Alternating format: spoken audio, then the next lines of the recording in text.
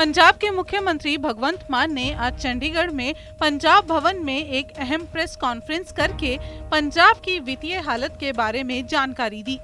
इस मौके पर पत्रकारों से बात करते हुए भगवंत मान ने कहा कि पंजाब की वित्तीय हालत को लेकर कई सवाल खड़े हुए हैं। कहा जाता रहा कि पंजाब की वित्तीय हालत खराब हो चुकी है, लेकिन आपको बताते हुए मुझे खुशी हो रही है कि आम आदमी पार्टी की सरकार अपने वादे पूरे कर रही है और लोगों को हर तरीके की सहूलत दी जा रही है। सो साडा जिहड़ा ओवरऑल रेवेन्यू है वो 8841 करोड़ रुपए है। 8841 करोड़ ऑल टाइम हाई है। ते यह जिहड़ा पिछली बार नालों 2587 करोड़ रुपया ज़्यादा है जी। 2587 करोड़ यानी कि 41.41% वाधा होया। 2011-12 2755, 12-13 3324, 13-14 3759 ਤੇ ਸਾਡਾ टारगेट 23-24 ਦਾ 9754 यानी कि लगभग 10,000 करोड़ का साਡਾ टारगेट। कांग्रेस नेता नवजोत सिंह सिद्धू ने दिल्ली में कांग्रेस पार्टी के पूर्व प्रमुख राहुल गांधी और पार्टी महासचिव प्रियंका गांधी वाड्रा से मुलाकात की। सिद्धू ने राहुल गांधी को अपना गुरु और प्रियंका को अपना दोस्त, दार्शनिक और मार्गदर्शक बताते हुए कहा कि पंजाब और उनके नेताओं के प्रति उनकी प्रतिबद्धता ना तो झुकेगी और ना ही एक इंच पीछे हटेगी। कांग्रेस नेता राहुल और प्रियंका गांधी से मिलने के एक दिन बाद सिद्धू ने पार्टी अध्यक्ष मल्लिकार्जुन खड़गे और पार्टी के संचार प्रभारी महासचिव जयराम रमेश से भी मुलाकात की। इस दौरान उन्होंने खड़गे को वंचितों के लिए एक चैंपियन और सच्चाई की आवाज कहा।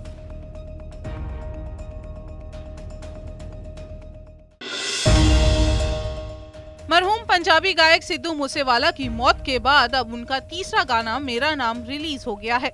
सिद्धू मूसेवाला का नया गीत मेरा नाम के सामने आते ही यूट्यूब पर छा गया। गाने पर रैपर बर्ना बॉय के भी बोल शामिल हैं। कुछ दिन पहले इंग्लैंड में सिद्धू मूसेवाला के माता पिता ने बर्ना बॉय के साथ मुलाकात की थी, जिसके बाद रैपर स्टील बंगल्स ने ऐलान किया था कि ये गीत जल्द ही आपके सामने होगा। वहीं बताया जा रहा है कि सिद्धू मूसेवाला के नए गाने में आर्टिफिशियल इंटेलिजेंस इफेक्ट का इस्तेमाल किया गया है।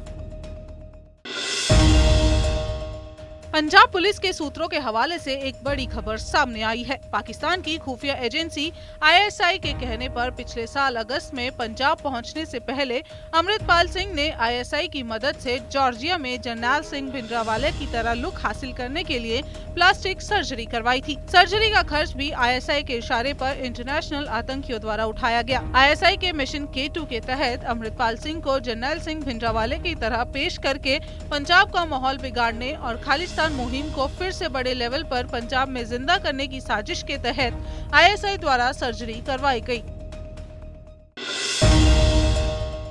7 अप्रैल को सिखों की सर्वोच्च संस्था श्री अकाल तख्त के द्वारा सिखों के पवित्र तख्त श्री दमदमा साहिब में अमृतपाल के मामले के बाद पंजाब और पूरे देश में बने हालात को लेकर अकाल तख्त के जत्थेदार यानी हरप्रीत सिंह के द्वारा एक मीटिंग बुलाई गई।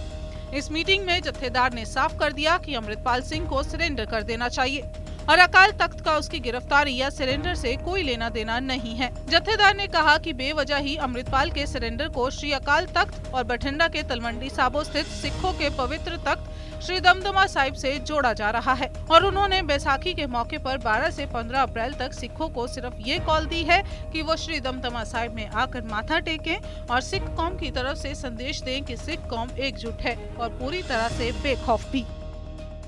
आपने कही अमृतपाल सिंह देखा यहाँ पे, ये सब फेक जो न्यूज़ है वो चलाई गई है।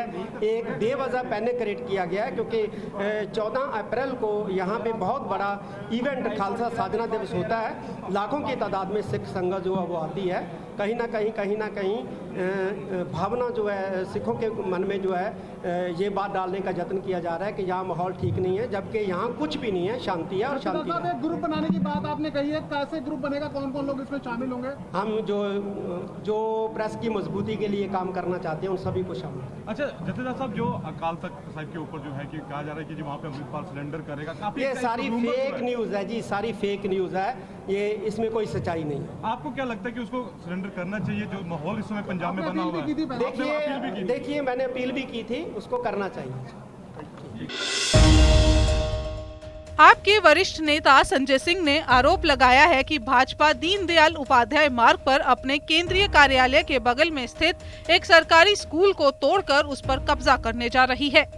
संजय सिंह ने यहां एक संवाददाता सम्मेलन को संबोधित करते हुए आरोप लगाया कि भाजपा का नया केंद्रीय कार्यालय उससे सटे सरकारी स्कूल का अतिक्रमण करता है और पार्टी अब उस पर बुलडोजर चलाने जा रही है। सांसद संजय सिंह ने इस बात का ऐलान किया कि सामाजिक कार्यकर्ता सौम्य भट्ट आज आम आदमी पार्टी में शामिल हो रही हैं।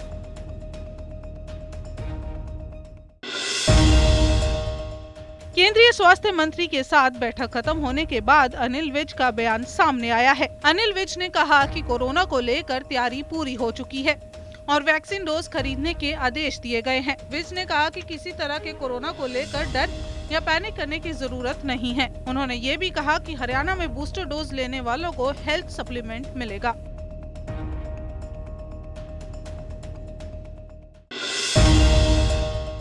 भारत सरकार ने सट्टेबाजी या दांव लगाने से संबंधित किसी भी ऑनलाइन गेम को प्रतिबंधित कर दिया है।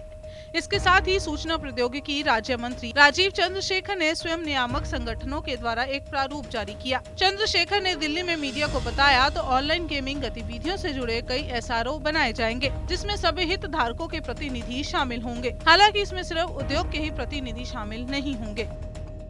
The rules that were notified yesterday certainly lays to rest all of the ambiguities and confusions around the online gaming sector that have been around for some months and years now because of many court judgments, many contradictory court judgments, many states attempting to legislate at cross purposes.